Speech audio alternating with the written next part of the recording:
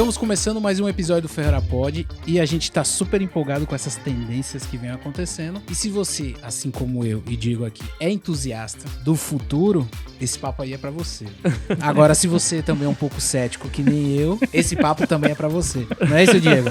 Exato. Seja muito bem-vindo, você que nos acompanha. Muito obrigado, Rodrigo. Estamos hoje aqui com Danilo Ferreira. E hoje vamos falar aqui da ferrovia Feira de Santana, Salvador. É isso aí. A ferrovia ela é uma história de mais de 8 anos de existência, né? Ela não nasceu agora.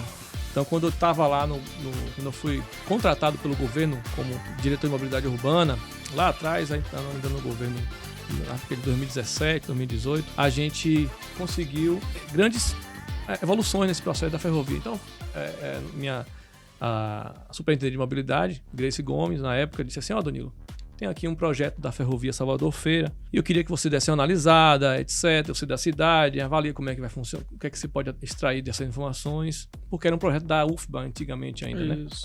Do CETRAMA. E aí, partindo desse pressuposto, desse conjunto de soluções que tinha lá, a gente foi analisar o que é que poderia ser aproveitado daquelas informações e o nosso ponto de partida foi aquele projeto da UFBA, né? No entanto, a gente saiu dali para uma nova dinâmica tecnológica. Então, todo paradigma nosso é a construção de uma nova solução tecnológica de transporte urbano e interurbano, que se inicia, por exemplo, com o metrô de Salvador. E aí lá a gente bebeu um pouco dessa água, como foi que o metrô de Salvador se movimentou. Eu estava no momento que exatamente estava implantando as estações do metrô de Salvador, então a gente via toda a movimentação de negócio, qual era a estruturação de negócio que era feita, qual era tudo que acontecia do metrô de Salvador. E a gente começou a pegar aquelas informações e trazer para uma nova dimensão de projeto tecnológico que a gente utiliza exatamente o metrô como base. Então, se, por exemplo, o metrô não existisse, certamente não estaríamos falando hoje aqui da Ferrovia Feira de Santana, Salvador. Tem um ponto para mim, Danilo, só para ilustrar. Você falou que o projeto ele bebe inicialmente na UFBA. Eu cheguei a participar ali na Politécnica de uns encontros que tinha com o pessoal falando não apenas de uma Ferrovia Feira Salvador, mas eles falavam de um projeto, Rodrigo, de linha férrea para a questão de região metropolitana, pensando aí na região metropolitana de Feira de Santana. Isso é um segundo momento? Isso foi cortado ou é só Feira de Salvador? Não. Nós potencializamos esse trecho, essa parte não está no nosso projeto base, não faz parte do nosso investimento, mas a gente faz parte do nosso planejamento. Então nós projetamos essa rede que faz esse movimento para a região metropolitana de Salvador e incluímos uma nova, que é a rede que faz a região do Recôncavo da Bahia. Então a gente aproveita também a linha existente, não com suas curvas, porque precisa realmente fazer uma série de estratégias para que essa ferrovia existente hoje possa ser aproveitada. Inclusive, é um dos motivos que nos levou a fazer um projeto novo. Aí eu posso contar um pouquinho o que é que nós identificamos como diagnóstico da ferrovia não ser operacional, né? E por que nós podemos aproveitar com alterações e com reformulações. Esse trecho que vai para Camaçari, de Ardável, Mata São João Pojuca, a gente faz a interoperabilidade desse trecho com características técnicas iguais à da Ferrovia Salvador Feira, ou seja, com o mesmo sistema de transporte, TCS Level 2, que é um sistema de transporte, sistema de ferroviário, que inclusive é um sistema padrão de São Paulo hoje, do estado de São Paulo, e que a gente utiliza também na Bahia como padrão para as ferrovias da Bahia. Até para que um futuro, quem sabe, essas ferrovias possam se conectar e fazer uma estruturação ferroviária nova para o Brasil com uma nova tecnologia. Então, nada mais justo do que a gente usar a tecnologia que está se usando em São Paulo, na Bahia e por aí afora, pensando no futuro. E essa interoperabilidade se daria com trens diferentes, né? Então nós teríamos o trem que iria fazer Salvador Feira, com uma velocidade de até 180 a 200 km por hora, e o trem que faria a região metropolitana de Camaçari de Dias Dávila e também podendo fazer a região do Recôncavo Baiano, Santo Amaro, Muritiba, Cachoeira, São Félix, Governador Mangabeira e Cruz das Almas. Seria mais ou menos essa perspectiva aí. Depois tem Santo Antônio de Jesus. Não, aí não tem a linha trem, a linha ferro okay. não passa lá. Mas aí de Cuja das Almas ela serve para Castro Alves e Itatim. Desculpa, Danilo. Você tá falando daquela linha existente mesmo, se você né? usar... exato. O trem Salvador Feira, fica bem claro aqui, não é essa ferrovia. Não, ok. Mas aí a gente contextualizou com possibilidade de expansão para fazer como se fosse uma ramificação em uma árvore, né? Sim. E você faz a interoperabilidade para que essas ferrovias, esses trechos antigos, possam ser reformulados e serem interoperáveis com a ferrovia nova. Porque quando você falou Itatim, me veio o gatilho, porque vai para Iaçu também.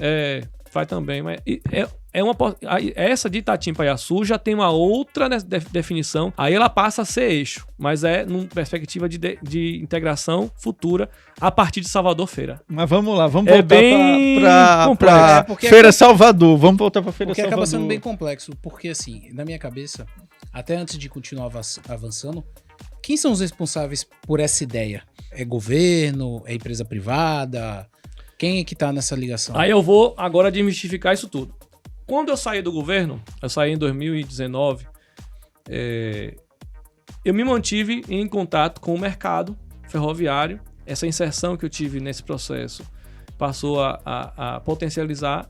E eu particularmente, a minha empresa, na época, a Concreenge, conseguiu avançar no desenvolvimento desse projeto fora do governo. Então, o que eu peguei no governo foi um iniciozinho. Depois, eu trouxe o projeto para dentro da empresa, porque existia um acúmulo de conhecimento que tinha dentro desse processo. E aí a gente passou a ter um desenvolvimento tecnológico olhando para o mercado privado, né? Quando foi em 2021, isso do 2019, em 2021 aconteceu o marco da regulação das ferrovias, a nova lei de ferrovias, em 2021.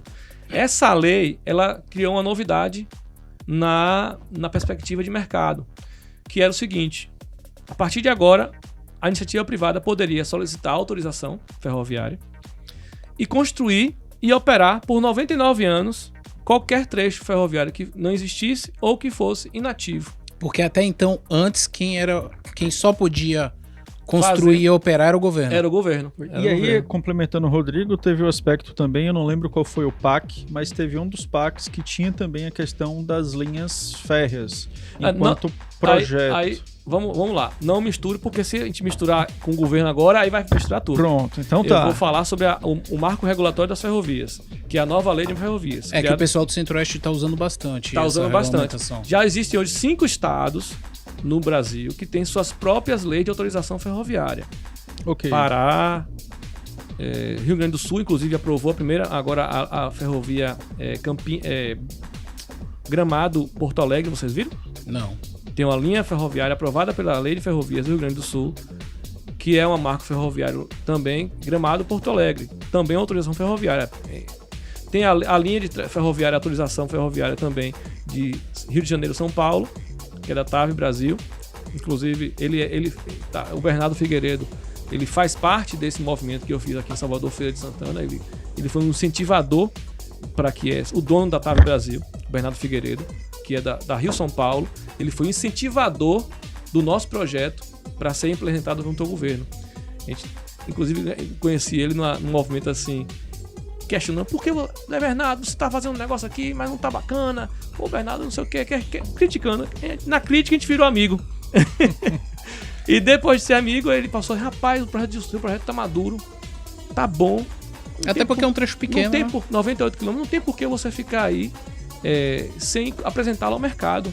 Vamos construir uma estratégia conjunta aqui para que você apresentar aos investidores daqui da Rio São Paulo, e a partir daí você toma a iniciativa de fazer também a solicitação da autorização ferroviária.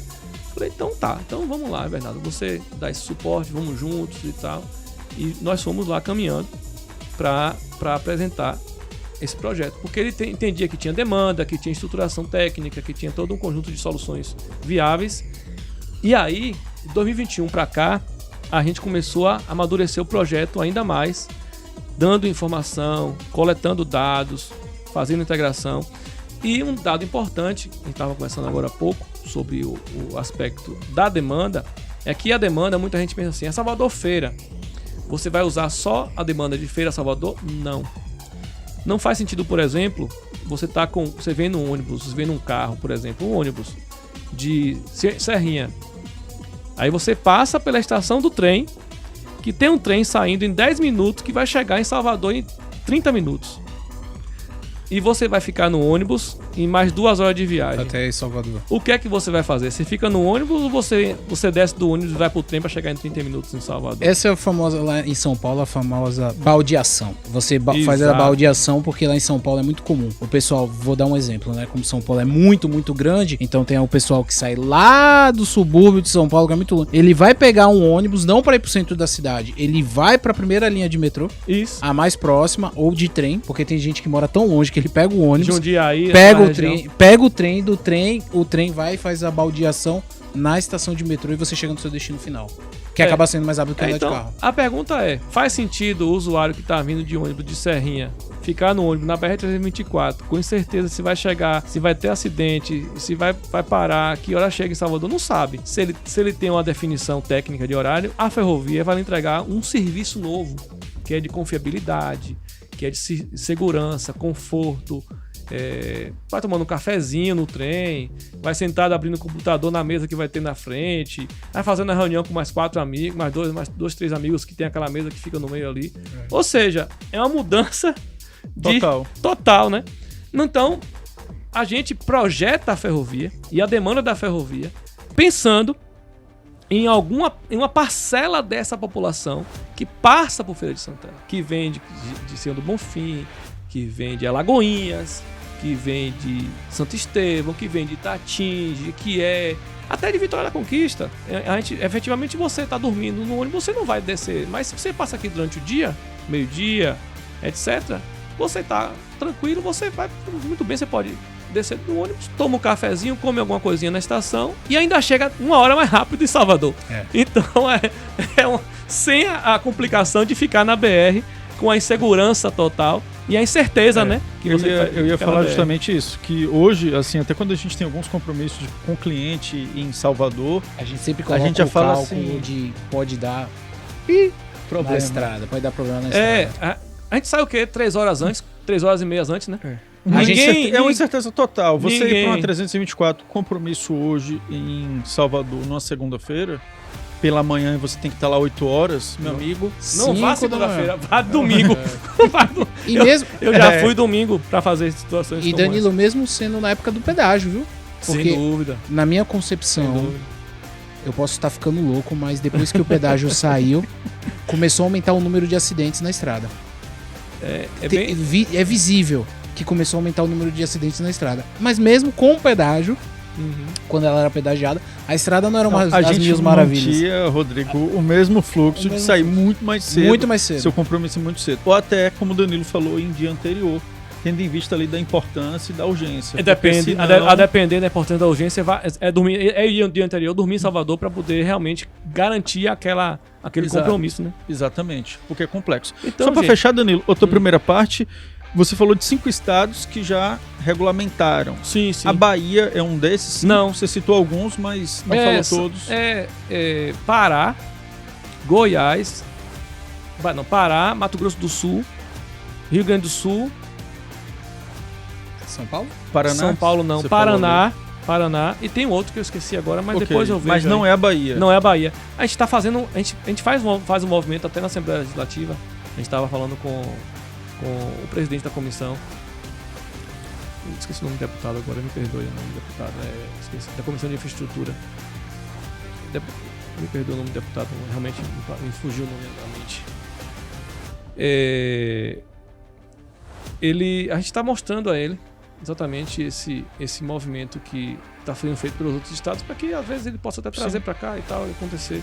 Então, assim, partindo desse pressuposto, nós demos entrada. Então o Bernardo ajudou a gente na estruturação, na construção desses dados, na consolidação. O Bernardo, então sempre fazendo a consultoria junto com a gente lá.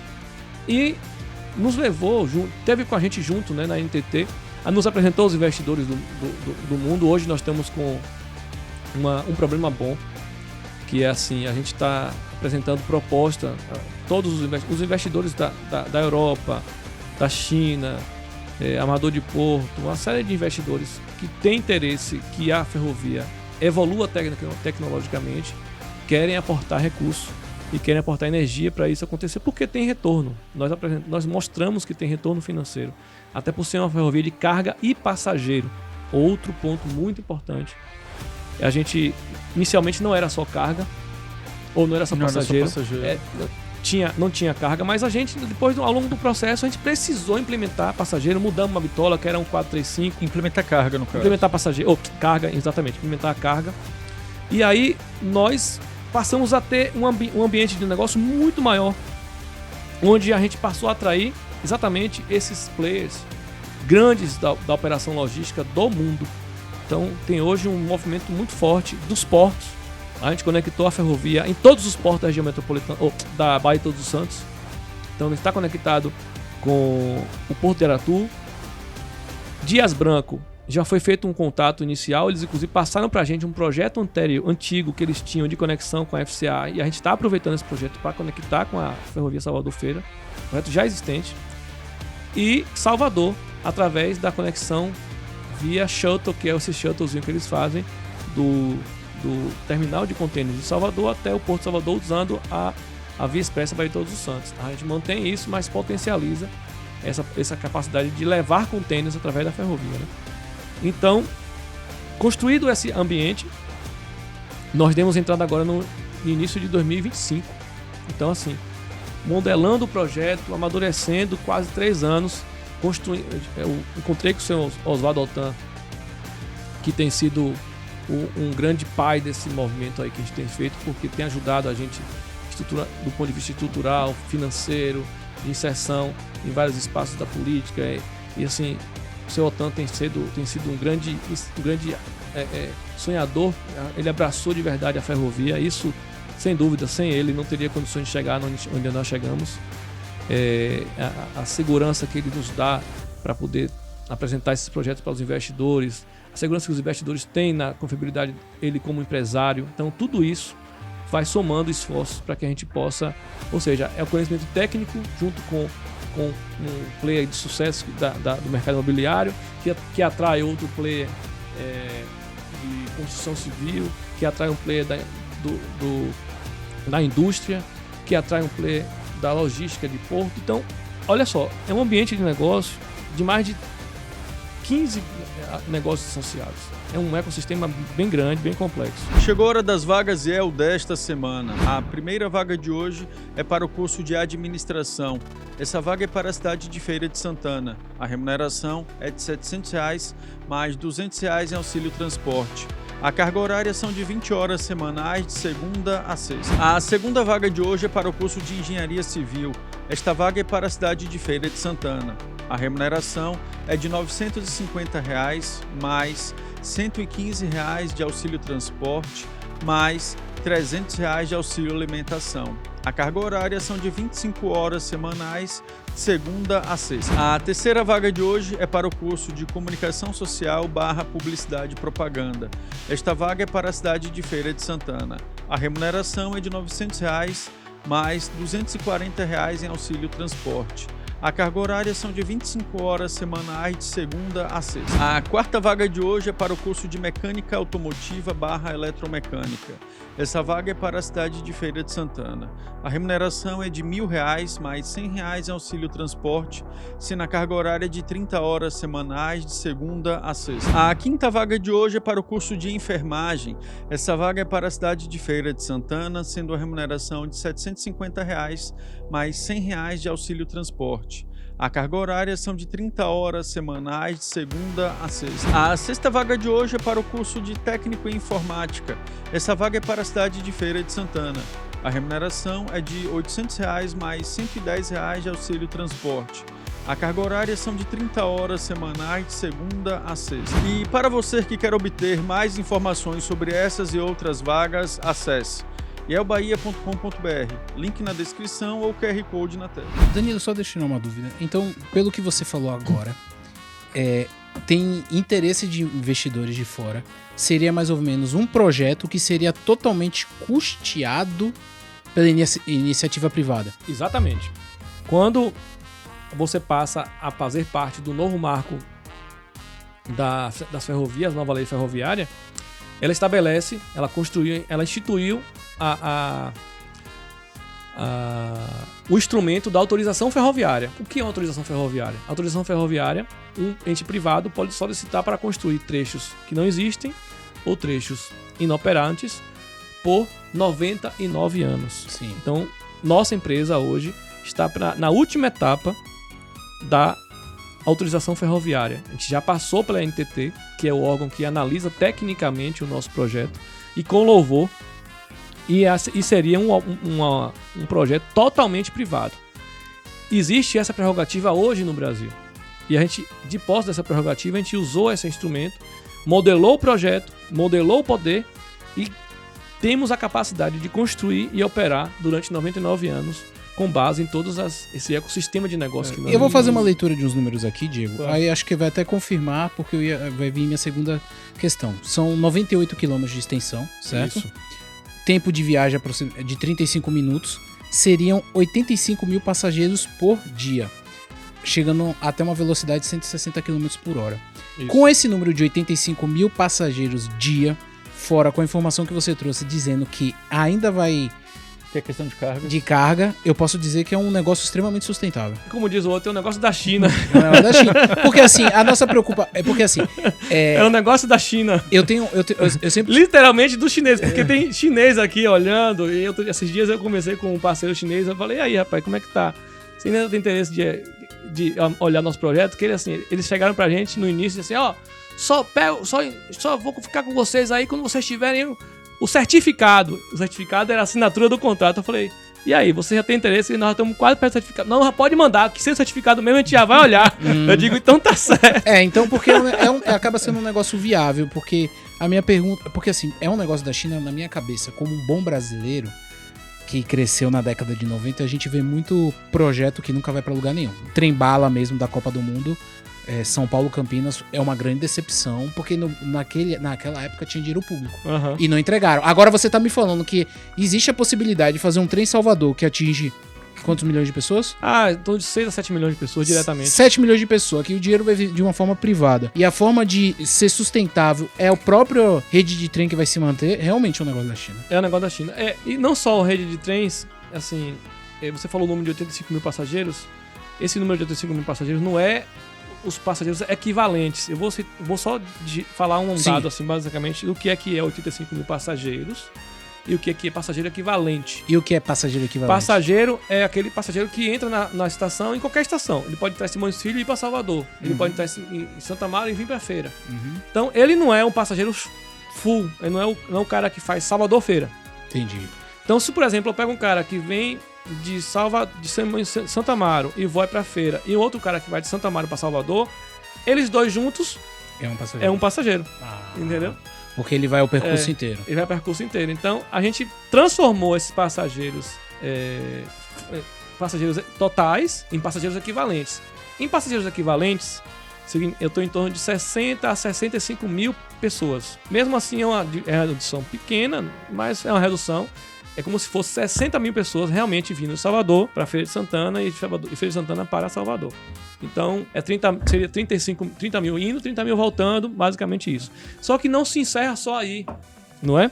Não, com essa dimensão, como eu falei com vocês, que não é só o cara que está em feira, é o cara que está além de Feira de Santana. Vocês já entenderam o sentido dessa integração, né? Faz todo sentido. Ninguém fica no ônibus quente, bagunçado. Imagina aí. Ninguém consegue discutir que realmente trem, ferrovia, é algo que todo país precisa. Nós apostamos na evolução tecnológica. Quem não apostar na evolução tecnológica não vai conseguir fazer projetos disruptivos no Brasil nos próximos anos. A evolução tecnológica ela tem que ser a base de qualquer novo projeto. E é a base do nosso projeto de desenvolvimento.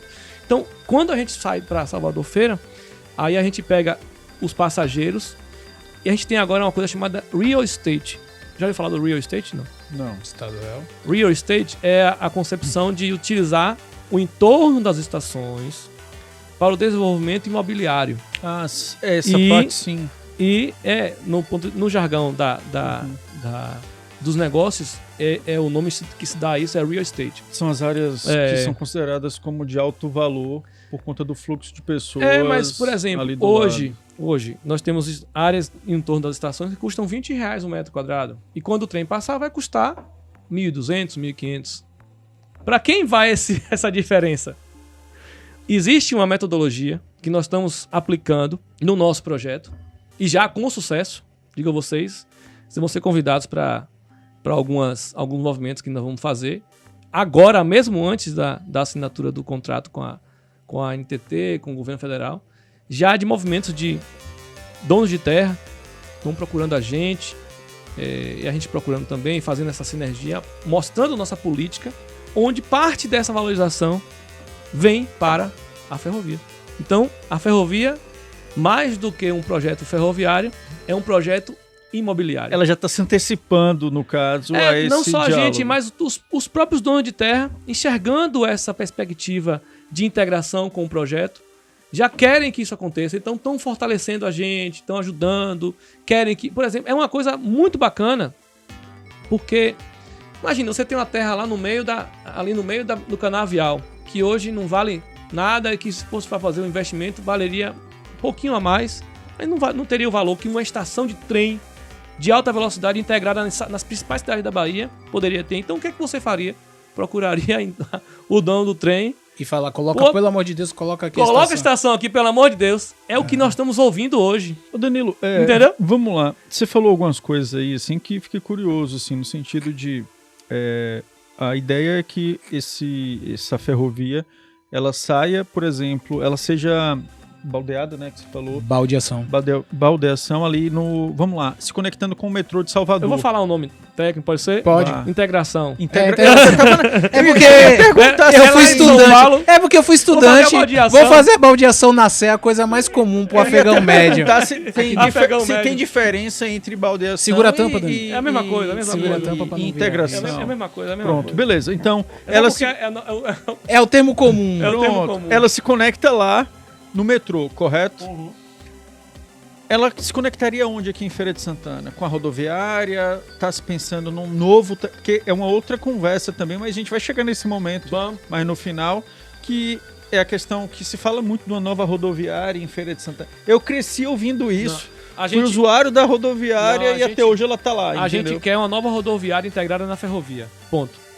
E a ferrovia está se predispondo a construir essa estação rodoferroviária. Está no nosso projeto construir essa estação rodoferroviária e conectada na ferrovia e no nó de contorno. Tu tá parecendo vendedor de sonho, viu, Danilo? Tu só vem dar notícia. Tu tá parecendo que a gente tá morando... Que é a Suíça aqui já. A Feira Salvador vai virar Suíça. Mas vai virar Suíça. Porque... Vai virar Suíça. Você até agora não passou um dado ruim. Você só passou coisas interessantes. Porque realmente, no meu ponto de vista, até onde eu entendo, transporte ferroviário sempre foi muito mais barato. Pensando em questão logística, sempre foi muito mais barato, muito mais confortável, muito mais seguro. Tem vários poréns que mostram que são melhores. Só que, assim, eu cresci ouvindo que a malha ferroviária do Brasil foi abandonada, para não dizer destruída. Foi sucateada.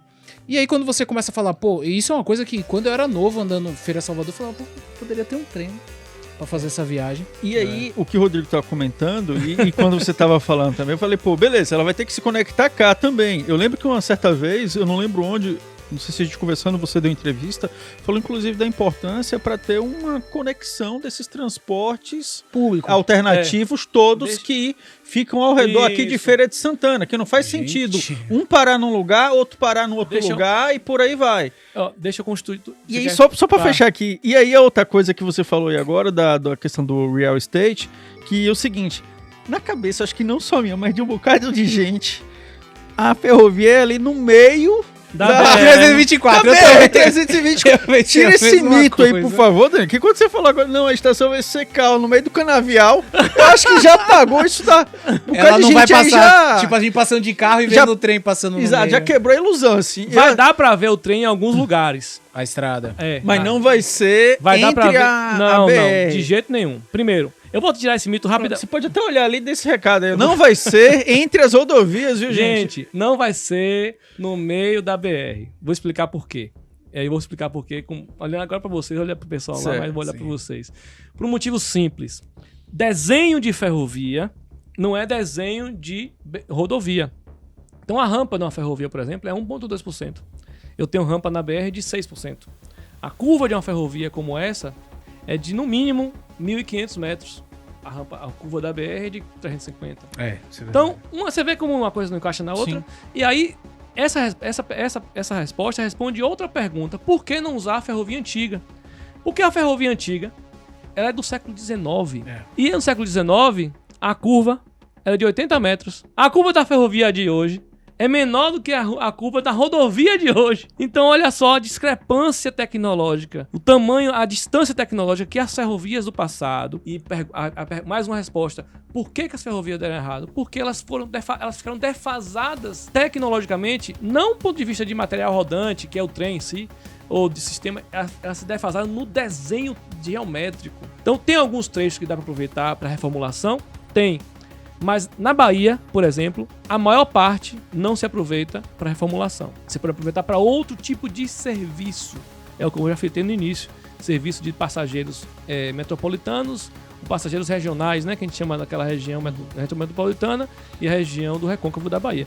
Mas eu não conseguiria transportar carga numa ferrovia de hoje que tem 2,5% de inclinação, que é o dobro da inclinação máxima necessária para transportar uma carga. Se eu estivesse transportando uma carga a 2,5%, o trem que transporta 10 mil toneladas, só pode transportar 3 mil toneladas. Então, eu diminuo a capacidade do trem em 70%. Então, imagina o tamanho da perda que você tem. Fica cara a viagem. Fica cara a viagem, entendeu? Então, a tecnologia nova que nós estamos implementando aqui na Bahia é uma tecnologia replicável para todo o Brasil. Não é à toa que a gente chegou na NTT e o superintendente da NTT, Alessandro Bongarta, disse assim, falou nos nossos olhos, eu me arrepiei todo na hora. O projeto de vocês é um projeto modelo que nós da NTT vamos apresentar para o Brasil, para quem quiser fazer novas ferrovias no Brasil. Você entendeu? Aí você fala, Danilo, você está trazendo notícia boa.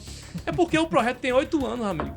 Sendo feito. Sendo feito. Então, assim, o que você pensar de crítica, de evolução técnica, tecnológica, nós já passamos. A estação ferroviária de Feira de Santana vai ser onde hoje é o Hospital Colônia Lopes Rodrigues, naquele terreno ali do estado da Bahia.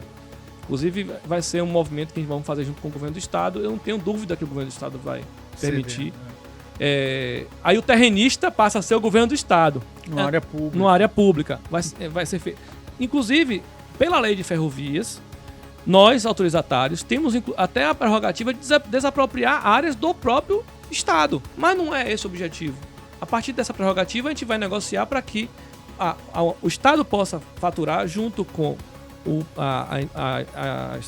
junto com a ferrovia e junto com o investidor que vier futuramente, entendeu? Então, a área pública sendo destinada para a construção de uma nova estrutura rodoferroviária, mas lembrando que essa estrutura rodoferroviária, ela também financia a ferrovia. Então, numa estrutura como essa de rodoviária, a gente pode construir um shopping. Faz todo sentido construir um shopping, um supermercado, um centro de convenções grande, realmente grande, para você ter um pátio, para você colocar estandes, etc. Imagina, você está em Salvador, aí faz uma feira de energia renovável na Bahia. Você pode fazer em Salvador, ou você pode fazer do lado de uma estação de trem. Aquele aluguel paga a conta para aquela empresa, aquele conjunto, para aquela SPE daquele conjunto de soluções. Então, é um monte de negócios associados à estação rodoferroviária. Nós precisamos nos preocupar no projeto em ter um receptivo, por exemplo, para vans. Aqui em Feira vai ser fundamental para qualquer lugar. Mas para Feira vai ser muito importante. Para receptivo para vans, para vans, para ônibus, para carro pequeno, para carro de aplicativo, para ônibus interurbano oficial do estado, para você fazer tornar as linhas mais eficientes, né? Ou seja, não faz sentido o cara que tá com o ônibus aqui indo para Salvador e levar seu ônibus até Salvador com 10 pessoas. Ele deixa 10 aqui e vai buscar mais 10 lá. Então ele leva 20 do trem pra Serrinha de volta. Então ele já deixou aqui, já faturou de novo, já usou a estrutura dele para aumentar o poder que ele tem de capilaridade no mercado, entendeu? Então, o trem, ele realmente insere no sistema de transporte um ativo muito poderoso de agregar demanda. Muita gente que hoje roda de carro que vem de São Esteio, por exemplo, eu posso entregar ele aqui, ó, estacione seu carro aqui na estação, me pague R$10 por dia. Você vai lá em Salvador e volta, e seu carro tá aqui guardadinho. Em São Paulo é muito comum isso no metrô de São Paulo. Do lado do metrô tem um estacionamento desse que é a diária, valor único, e você deixa lá. Danilo, qual é o valor dessa brincadeira? Vindo para a parte de números, financiamento, viabilidade desse processo. Nós fizemos o EVTEA, né? Estudo de viabilidade técnica, econômica e ambiental. E a partir daí, a gente chegou num número que é de 6,8 bilhões de reais, que dá em torno de 68 milhões de reais por quilômetro, menos de 60 milhões de reais por quilômetro, que são 98 quilômetros. E a gente nós temos em torno de obra de arte especial, então em torno de 10%. Eu falo de túnel e pontes. 10% desse traçado é obra de arte especial. Então nós estamos falando de quase 9 quilômetros, 10 quilômetros, né? Em torno disso. E essa construção desse projeto, ela passa exatamente por áreas que tem pouco valor. Então a gente não passa por dentro de Candeias, nem de Simões, nem de Santa Amaro, evitando esses centros urbanos conurbados e que complicam o processo. A gente passa entre Santa Amaro e Candeias e a própria BR-324, no canavial. Danilo, quanto tempo para essa construção? Tá com os 6,8 bilhões em mãos. Todas as autorizações, contrato assinado. Okay, contrato assinado. E aí, tipo médio. Deus lhe ouça aí, nós estamos na expectativa desse contrato, assinar esse contrato até esse ano. Tá tudo encaixadinho para assinar. A gente só falta o governo federal dar o ok lá, dizer assim, uma política pública bacana, o povo da Bahia merece um trem tecnológico de alta velocidade bacana, então ele definiu isso aí, a gente assina esse contrato. E os investidores, como eu já falei, são citados, são muito fortes, eles têm essa perspectiva de olhar para o projeto e dizer assim, vai buscar recurso, nós temos faturamento, nós temos as próprias terras que nós estamos assinando o contrato, elas já subsidiam parte desse investimento. O tempo gira em torno de 2 a 3 anos para a gente fazer as licenças ambientais, o projeto básico, o projeto executivo. Então precisa ser feito o projeto básico primeiro, depois faz para as licenças ambientais e urbanas, né? E depois o projeto executivo. Lógico, quando você faz o projeto executivo, você pode fazer o projeto executivo da primeira etapa, executa e ao tempo que você vai construir na primeira etapa, você já vai construir o executivo da segunda etapa, né? Que a gente quer sair de Salvador para Feira. E você pode fazer por etapas o executivo, né? Então isso na busca de avançar a velocidade do projeto, pode girar de 2 a 3 anos para começar a obra a partir da assinatura do contrato. Depois daí, a primeira etapa dura 2 anos e meio, porque é a etapa mais crucial, mais complexa, porque envolve construir sistemas, parte operacional, centro de controle operacional, comissionamento dos trens, compra dos trens. Imagina, é a etapa mais pesada que tem, né? Começa por Feira ou por Salvador? Por Salvador. Por que por Salvador? Porque lá tem um metrô. Então eu já vou encaixar o metrô na ferrovia para alimentar a região metropolitana com viagens e chegar em Candeias, importantíssimo. Chegar em Simões Filho, mais importante ainda, que eu tenho um movimento pendular ali muito forte, Simões Filho, Salvador, né? Sim. E o trem vai poder fazer essa função. Entendi. Então, porque ele não vai inaugurar direto, vai inaugurando por etapas. A primeira etapa vai até Simões Filho, Candeias. Então eu quero chegar em Candeias, eu quero chegar em Simões Filho, e com isso eu atendo Camaçari, Dias Dávila, eu encaixo todo mundo aqui, começa a operar. E ele já se conecta ali com a nova rodoviária e tal. Já começa a fluir gente, entendeu? Então você começa um processo de fluxo de caixa. Sim, já para ir se pagando. Exato. Então a coisa vai fluindo. A partir daqui, é só estender rede. Aí eu chego em Feira de Santana rapidinho, aí mais 2 anos e meio eu tô em Feira.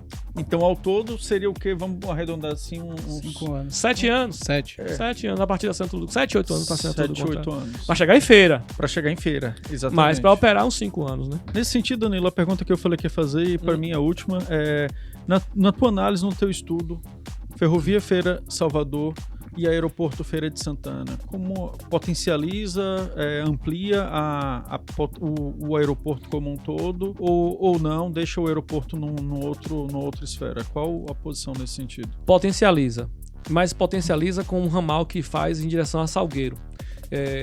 Só para citar aqui, são 2 ramais, Feira de Santana Salvador é um primeiro peixe, e a gente está estudando 2 ramais, um ao norte em direção à Transnordestina, e outro ao sul em direção a Fiol. Esse ao norte, parte dessa ferrovia, ela já está inclusive desenhada no nosso banco de dados, a gente já modelou ela.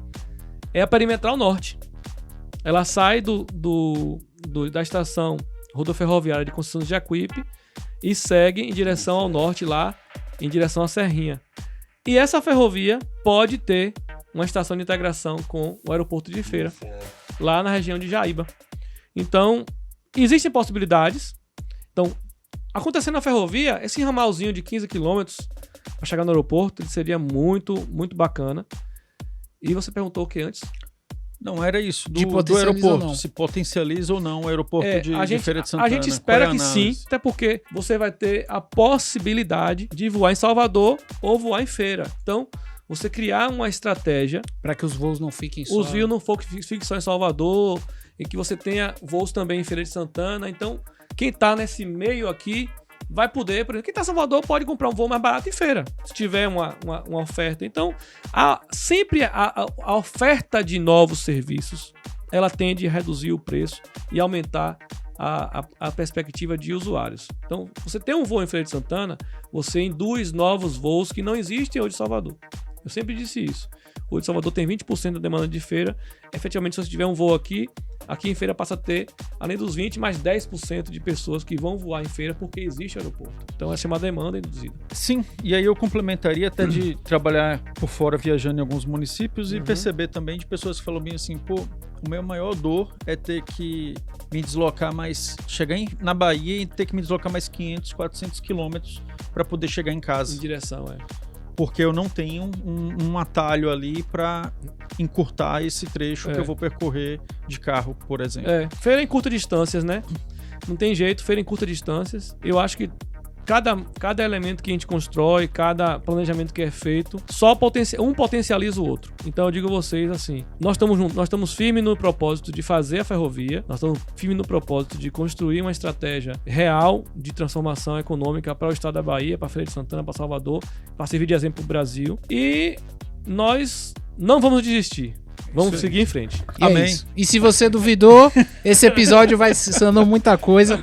Muito obrigado para você que assistiu até agora. Se inscreva, compartilhe, mande para aquele seu amigo cético. Eu vou mandar pro meu irmão, que ele é pior do que eu, ele é mais cético do que eu, porque a conversa hoje foi de qualidade. Até a próxima. Valeu, um abraço.